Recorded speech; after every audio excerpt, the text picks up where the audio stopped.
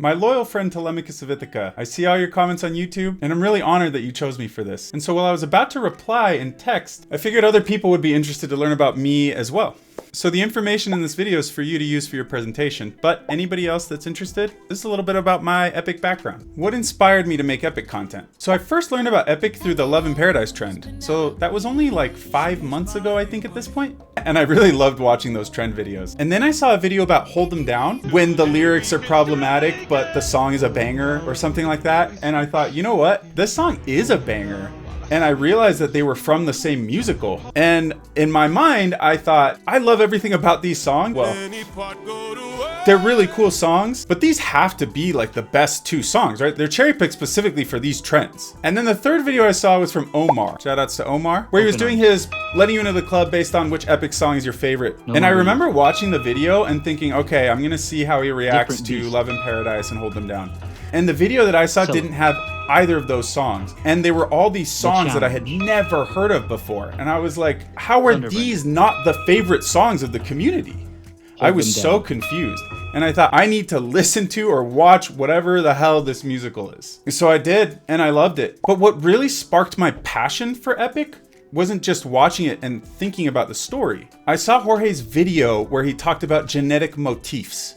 And that concept was so crazy to me, but made so much sense that I thought, wow, I really want to learn more about how this guy thinks. So I decided to just start from the beginning. I went to his oldest YouTube videos and I started watching those videos in order. And one of the first ones there is a 3-hour long Discord Q&A session. And as I was cleaning my house and listening to this Discord Q&A, he started talking about the plans that he had for Epic in the future. And hearing those plans flipped a switch for me.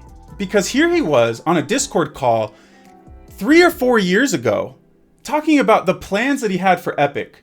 And he laid them out. I want this and this and this, and then we're gonna do this. And the more he talked, the more I thought, holy shit. Half of the things that he's talked about, 3 years later, we're there. We've gotten there. We've accomplished that. And the other half hasn't happened yet. And I think if I was listening to that Discord Q&A in real time 3 or 4 years ago, I would have thought, wow, these are some really lofty goals and they sound really cool. But having heard it in the middle of Epic's journey, and truly, I am telling you right now, this is the middle of Epic's journey and maybe even the beginning still. My mind was blown and I thought, you know what? I want to learn everything about this because it's so cool. And this guy clearly has a vision that he is willing to take the time to execute on, even if it takes 3 or 4 years or beyond that. So there's a few things that happened in my brain after this moment. 1, I thought, you know, I've always wanted to create content and I think I could be pretty good at it. Is this 2 now? 2. Everything that I was learning from Jorge about the way he thought about his music and the motifs and the way characters connected and instrumentation, I was really, really impressed with. And so when I went back to listen to Epic, I felt way more connected to the music and thought, this is so intentional and really, really cool. And while I saw some sporadic posts about it, I didn't see anybody in the Epic content creation space that was making videos dedicated to that. And I knew that although a lot of people maybe had seen Jorge's videos, that probably not everybody was doing what I did and just sitting there for hours listening to all of the things that he has talked about over all of these years. And I thought, if there is a way that I can take these learnings that I get from Jorge's videos or other sources that have done research on this, like for example, I found Bog's videos very early talking about the different motifs and the parallels throughout the different songs, and I thought they were so cool. All of these thoughts were swirling in my head, and I thought if I could find a good way to take all of this information and put it into 30-second clips on TikTok, then people could have bite-sized segments to learn about that then when they go back and listen to the music, they can appreciate it the same way. And the third thing was thinking about Epic's journey and the vision that the creator had for it and how I knew it was going to stand the test of time from a music perspective and from the tenacity that this creator had to make it happen. So that's what really motivated me to get into the content game and start thinking about how to share this information.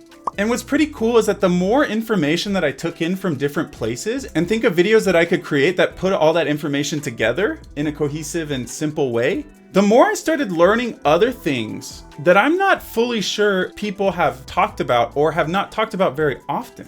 And that was what is really cool to me, that I know that there are more things out there that someone will learn about Epic, and this person has a different skill set than me or different life experiences, and they can approach the question in a different way that I couldn't. Like, for example, I don't have much musical background. A lot of what I do with Epic, I don't know that I could necessarily replicate. I'm actually a software engineer, and so I think of the music of Epic more as a puzzle than anything else.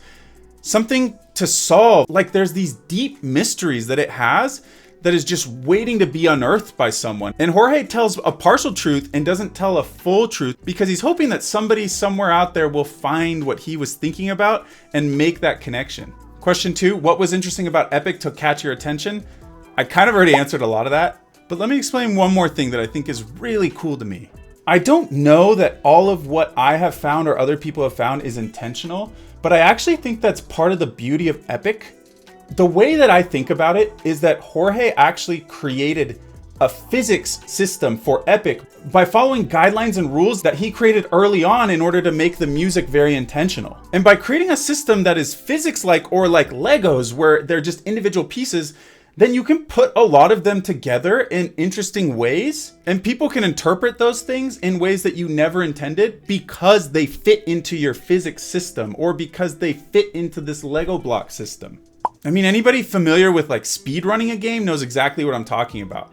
A lot of times things are built in a way that isn't necessarily intended by the original creator, but that exists and that people utilize to create something more compelling. Question 3, will I still make Epic content after Ilium? That's a really good question. And I think the answer is we'll just have to wait and see. It really just depends. I think Ilium has an incredible potential and the ability to be able to build off of what Epic has already started.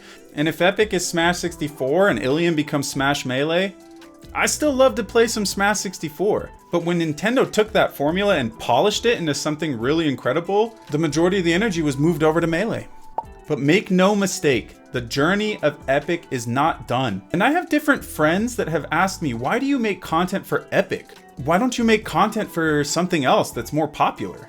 And I tell them the same thing every time. The GOAT will always be the GOAT, no matter what part of the journey people realize that in.